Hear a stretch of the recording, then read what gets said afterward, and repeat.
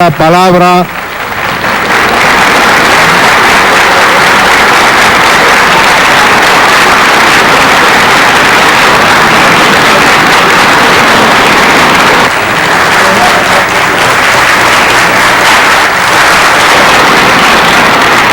continúa el debate. Tiene la palabra el senador David Morales Bello.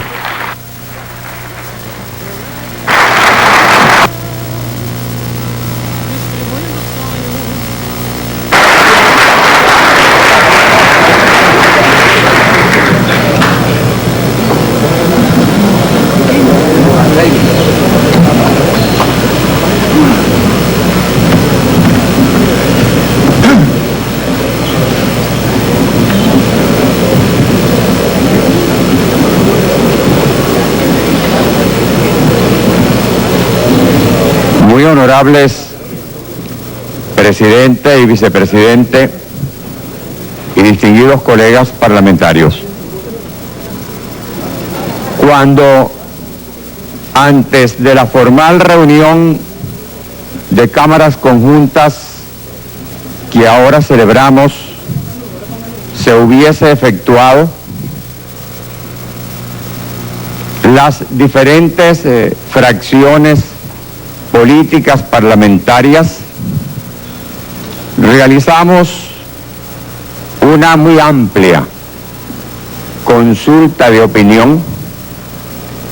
a objeto de asegurarnos que al venir a considerar la materia que por su importancia debíamos incorporar al orden del día, mantuviéramos una actitud atenta a un orden de prioridades, conforme al cual no diéramos la menor sensación de que por alguna circunstancia los autores cómplices o encubridores de estos gravísimos hechos en perjuicio de la democracia venezolana pudieran contar con algún aliento en el seno de las cámaras legislativas nacionales. No hubo una discusión a fondo, sino una expresión racional de un sentimiento obediente a la necesidad colectiva de preservar la democracia evidentemente amenazada. Y debemos destacar que por parte de todos los concurrentes a esa comisión de mesa bicameral ampliada, hubo la más completa anuencia para que quien de nosotros hiciera presentación del proyecto de acuerdo dejara constancia de que no habría discurso alguno y que en todo caso, si se presentaba la discusión, no ocurriera esta en la sesión que debíamos destinar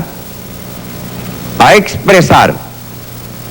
la opinión condenatoria del Congreso contra lo que reclamaba la mayor atención por parte de todos nosotros sin distracción alguna. Es verdad que el senador vitalicio doctor Rafael Caldera no tomó parte en esa comisión bicameral ampliada. Pero sí extraña que después de haberse producido la votación unánime respecto al acuerdo emanado del Congreso para condenar los hechos de violencia y respecto a la aprobación que forme a la Constitución, debía producirse para mantener en vigencia el decreto de suspensión de garantías. El doctor Caldera haya hecho uso del derecho de palabra para expresarse en términos que obligan algunas inevitables expresiones aclaratorias. En primer lugar, no es cierto que en los considerandos del decreto de suspensión de garantías se hable de una situación pasada. Allí se hace referencia a unos hechos que ocurrieron en la madrugada de hoy y respecto a los cuales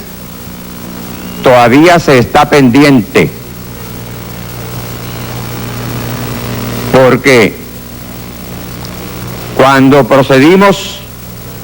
a concurrir a esta reunión de cámaras conjuntas,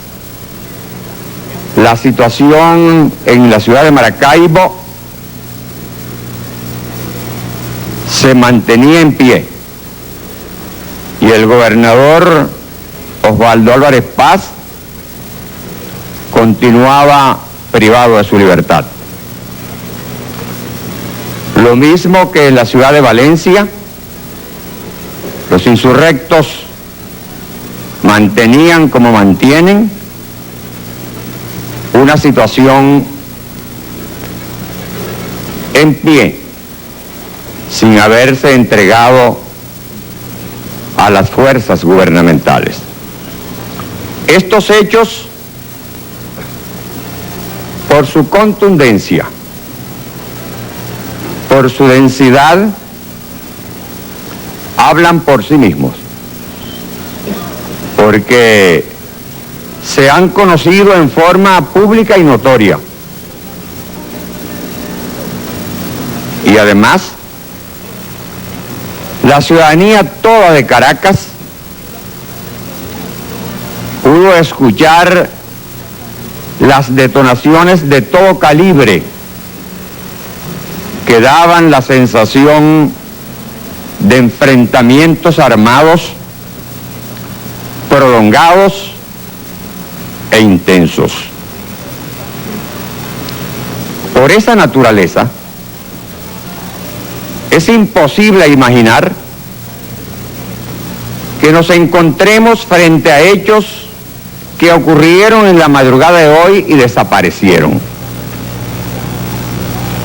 Porque con la abstracción hecha de los focos aún latentes en Maracaibo y en Valencia, es imposible imaginar que de ellos no se deriven secuelas graves y exigentes de una actuación muy firme en defensa de la vida institucional del país tan seriamente amenazada.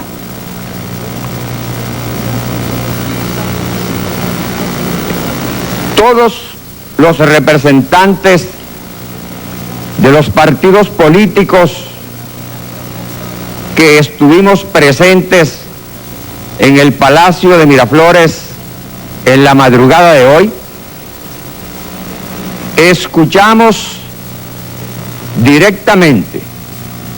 de bocas del jefe del Estado y de algunos de sus más cercanos colaboradores la narración de lo sucedido en horas de la noche. Y todos pudimos ver el aspecto que presentaba el Palacio de Miraflores después de haber sido tomado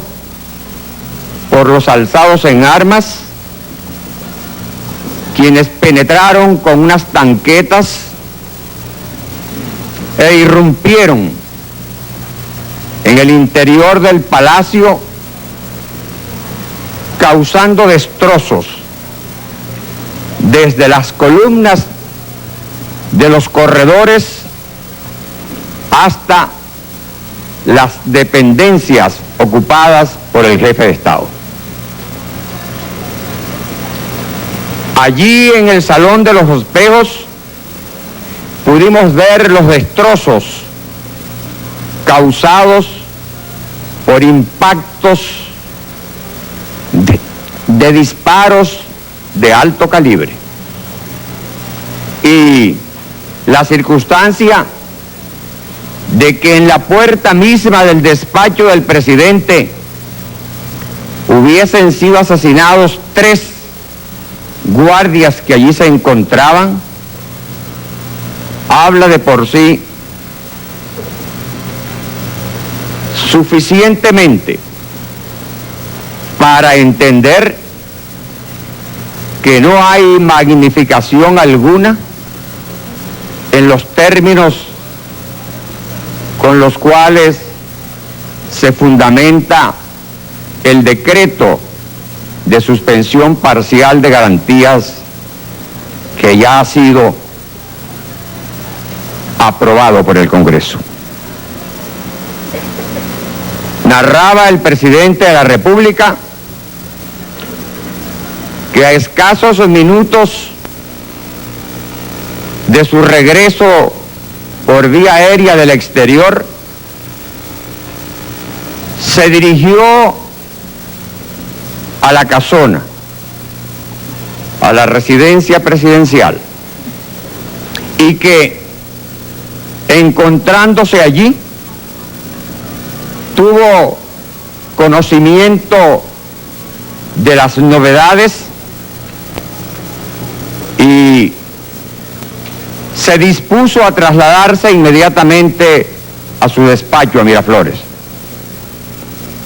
Y no bien había salido el presidente de la residencia de la casona, cuando los insurrectos tomaron plaza en los alrededores del edificio y comenzaron a disparar armas de todo calibre, a sabiendas de que allí estaban la esposa, los hijos y los nietos del presidente, y en la creencia de que el presidente estaba allí también. Caracas escuchó lo prolongada que fue la situación de enfrentamiento para la toma de la casona, sin que allí hubiese ningún objetivo militar que pudiese explicar la razón del ataque y el empeño por la toma. Se trataba era de darle alcance al jefe del Estado, y con las armas empleadas no hay que forzar la imaginación para imaginar que la intención no era simplemente detenerlo. Pero hay más. Cuando el presidente llegó al Palacio de Miraflores, se produjo inmediatamente la entrada de las tanquetas y los elementos militares que se introdujeron a Palacio y dieron muerte a los 3 primeros elementos que encontraron, dispararon igualmente las armas de guerra que portaban y cuyas huellas están allí, en muros, puertas, ventanas, demostrando que lo que había resultado fallido en la casona, esperaban que diera mejor resultado en Miraflores. El presidente Pérez, advertido de lo que ocurría y escuchando las detonaciones de los disparos que se hacían en Palacio en su presencia, optó por recurrir a los medios de comunicación social para informar a la colectividad nacional acerca de lo que estaba sucediendo. Y gracias a la posibilidad que tuvo de salir por otro lugar, no fue a ocupar el carro presidencial que estaba en Palacio y frente al cual se había apostado una tanqueta con un inmenso cañón que lo tenía en la mira, pensando que el presidente saldría a ocupar el vehículo.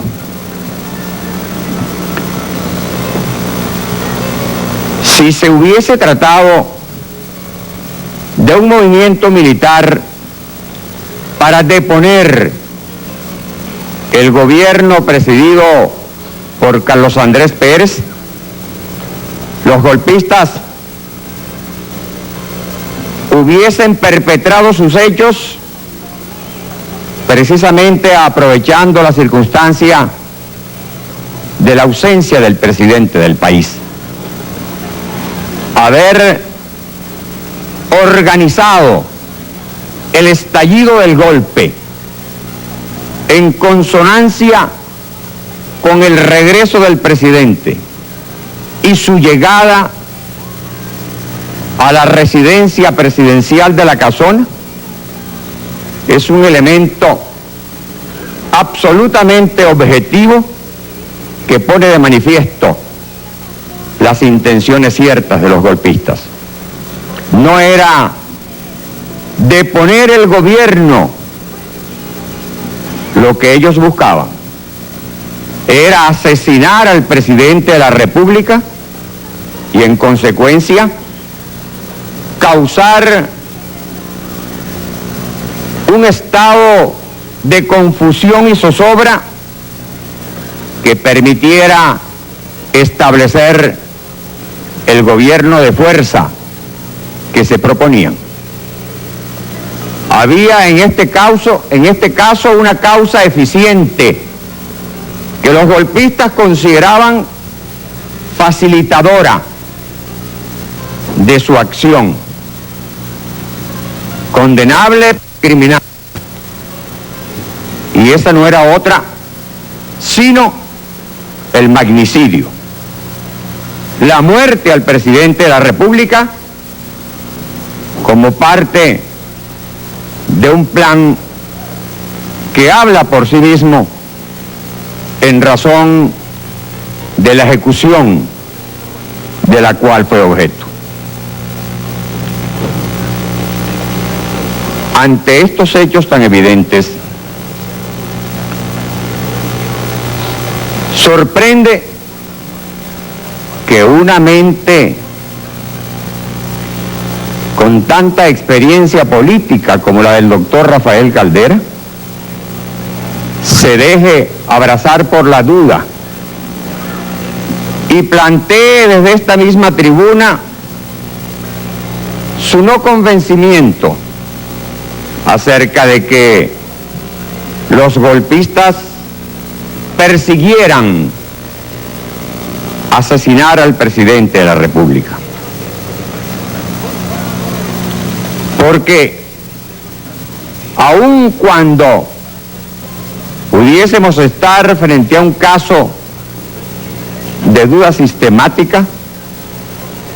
las circunstancias son tan evidentes y los hechos son tan notorios que hay que hacer un gran esfuerzo de abstracción para concluir pensando que quienes dispararon esas armas de tan alto calibre durante tan largo tiempo, en forma tan sostenida y hacia lugares tan precisos como la casa donde estaba el presidente, el despacho oficial donde estaba el presidente, lo que buscaban era crear una situación que les permitiera simplemente dar un golpe de Estado. Sí estaba preparado un golpe de Estado, pero con esas gravísimas características de estar precedido por esta forma como se planificó el asesinato del presidente. En razón de estas consideraciones, no podíamos nosotros, los integrantes de las cámaras legislativas nacionales, poner en tela de juicio la afirmación que se hace en el decreto de suspensión parcial de las garantías. Y de allí la forma positiva como el Congreso aprobó la vigencia de este decreto, que como todos sabemos el Ejecutivo podía dictarlo y aplicarlo durante 10 días para luego someterlo a consideración del Congreso, pero que ante la entidad de los hechos y ante la gravedad del propósito perseguido por los golpistas, el gobierno, actuando en forma sin precedente, sin dejar transcurrir 12 horas, remitió al Congreso el decreto para que lo consideráramos y el Poder Legislativo, cumpliendo con su deber, dictara el pronunciamiento ajustado a la necesaria defensa de las instituciones democráticas tan fuertemente amenazadas por el procedimiento que estamos condenando. No es de creer que una actuación cristalina como esta, precedida por una conversación amplia que el jefe del Estado sostuvo en Miraflores, ya ha rescatado el Palacio con los representantes de los partidos políticos que allí acudieron para darles seguridades de que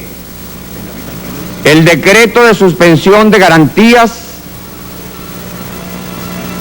se ajustaría en su aplicación a lo que él mismo expresa como fundamentación esencial.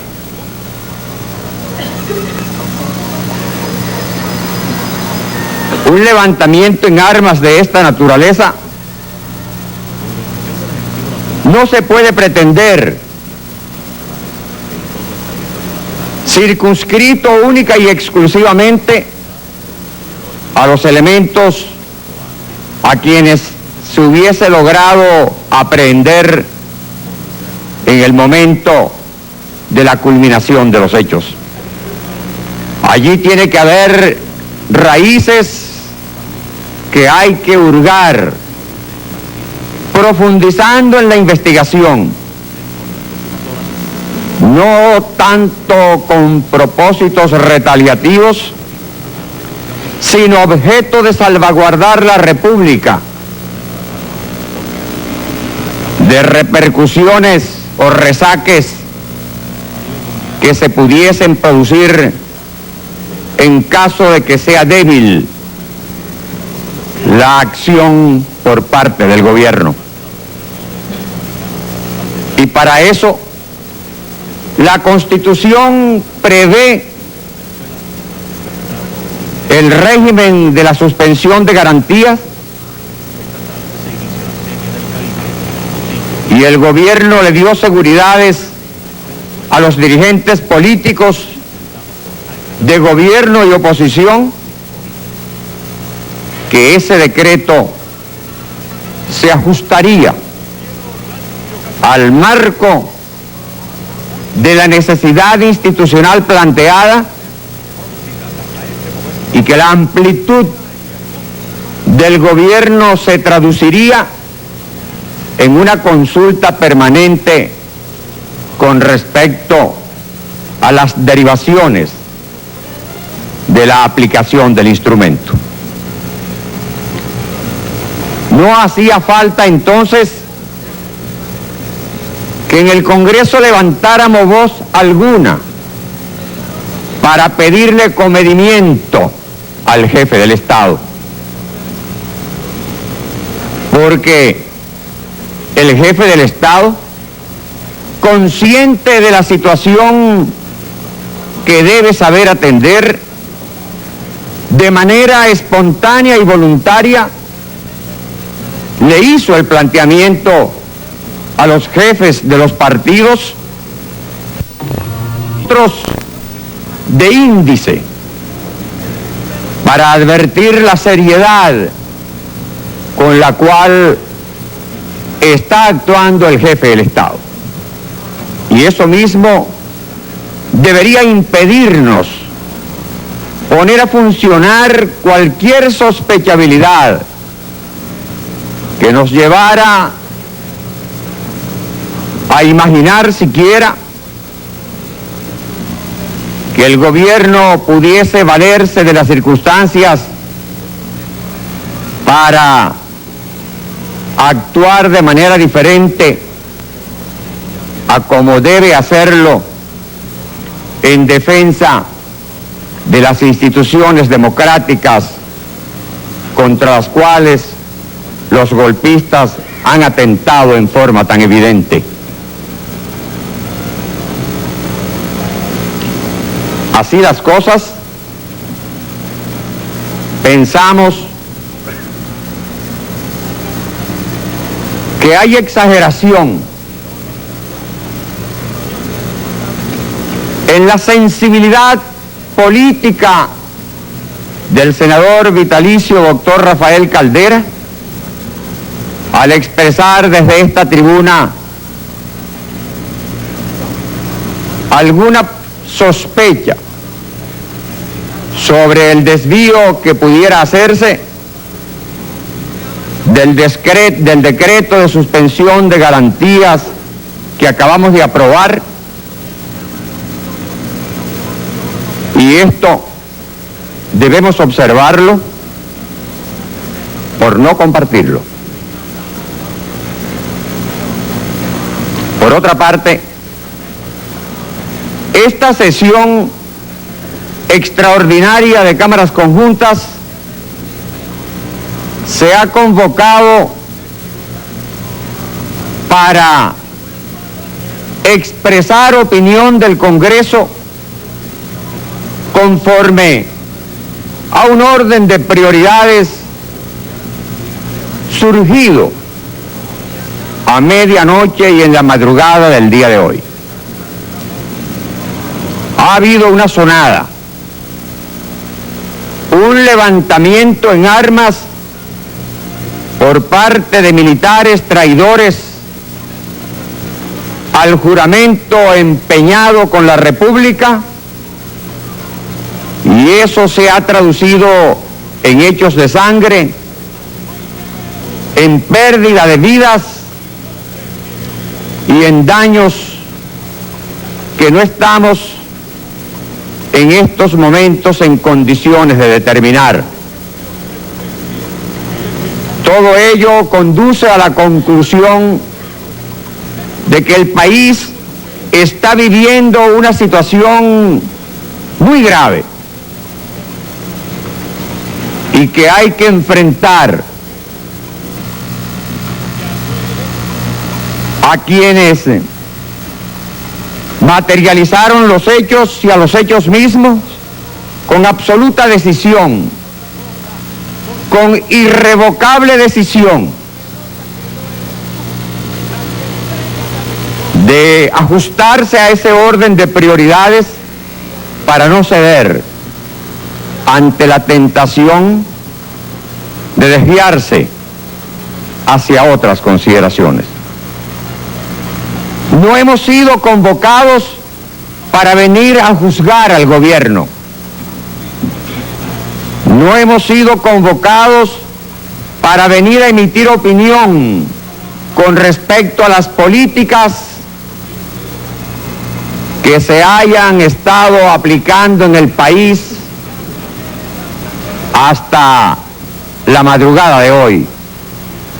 Ya lo decía el diputado Henry Ramos Ayub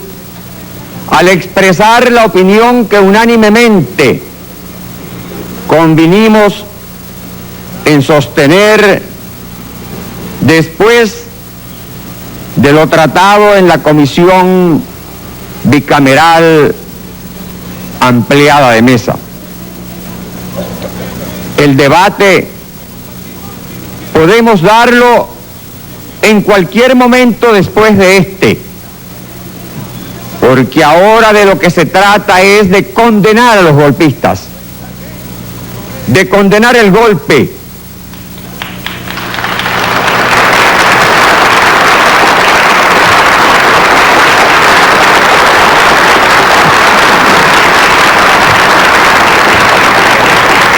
de hacerle saber al mundo que en el Congreso de la República de Venezuela se produjo un repudio total para el uso de la fuerza a objeto de deponer al gobierno e implantar en nuestro país un régimen de fuerza. Vinimos para dejar muy claro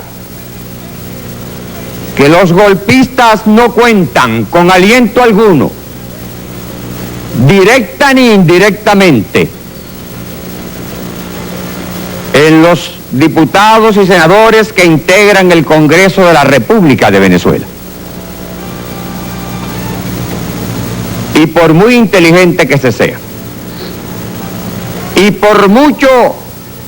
que se pronuncien las palabras con un bisturí, lo cierto es que se camina en el filo de la navaja cuando, frente a una intentona de golpe como la que estamos condenando, se hacen consideraciones que de alguna manera alguien pudiera interpretar como que busca darle algún tipo de razón a quienes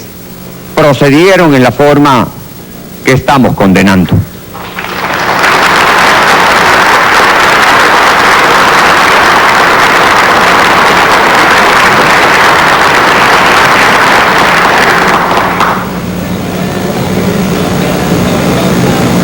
No podíamos, sin incurrir en gravísimas contradicciones, plantear a destiempo hechos y circunstancias políticas que desdibujaran la intención cierta y condenatoria del Congreso. Se condena en una sola palabra: mueran los golpistas.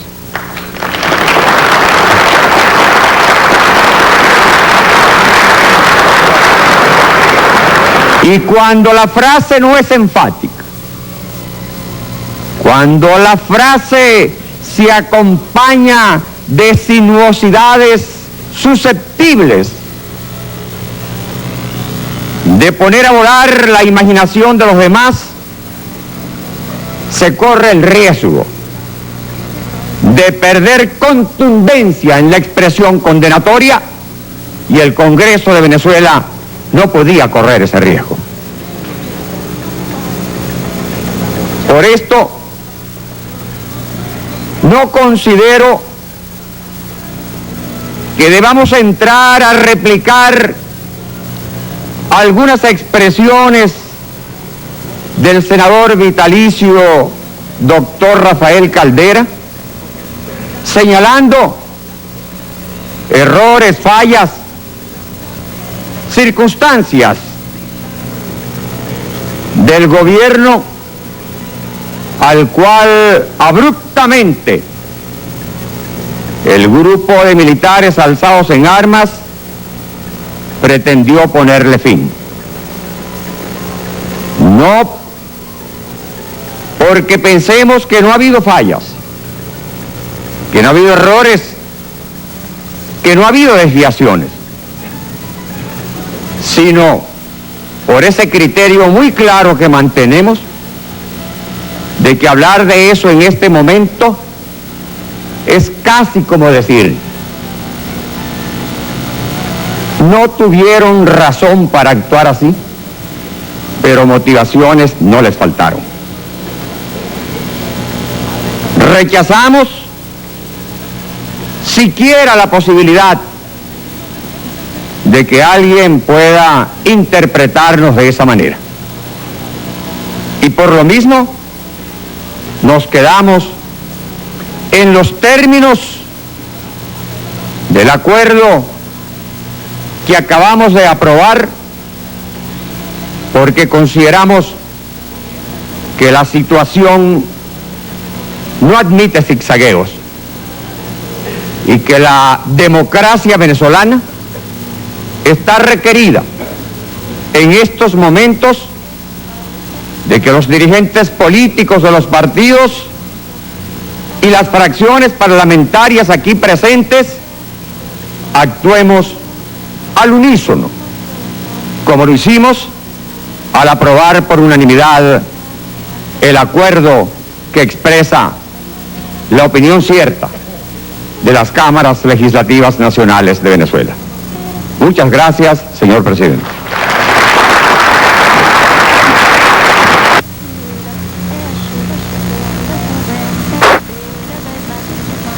Para los adeptos, ahí están, amigos, la transmisión